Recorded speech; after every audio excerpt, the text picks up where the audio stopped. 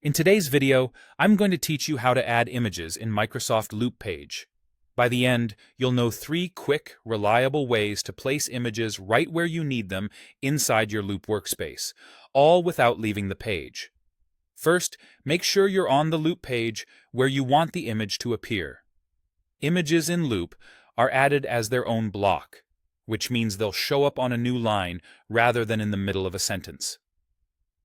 That's helpful because it keeps your content clean and easy to scan, but it also means you'll want to place your cursor carefully so the image lands exactly where it makes sense in your layout.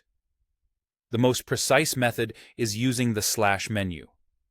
Click into the spot where you want the image to go, then type / followed by the word image. From the menu that pops up, choose Image. Your file picker will open so you can browse your computer. Select the picture you want and confirm. Loop will upload it and place it on a new line right where your cursor was. If you don't see the menu after typing the slash, make sure your cursor is active on the page and try again. This method is great when you care about exact placement and want to avoid accidentally dropping a file in the wrong section. Another fast approach is drag and drop. With your Loop page open, locate the image on your computer, click and hold, and drag it over the page. As you move your mouse, position it where you want the image to appear, then release. Loop will upload the file and display it at that spot. This is perfect when you're moving several images from a folder and want a visual, hands-on way to place them. You can also paste an image directly from your clipboard. Copy the image from another app or a web page, then click into Loop where you want it to appear and paste.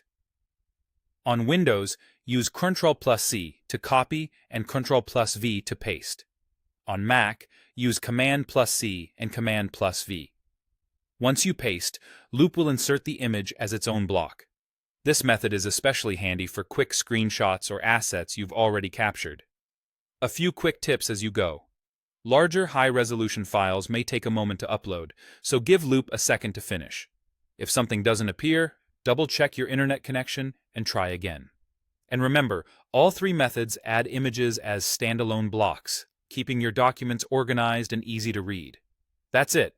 You now know how to add images in Microsoft Loop using the slash menu, drag and drop, or paste.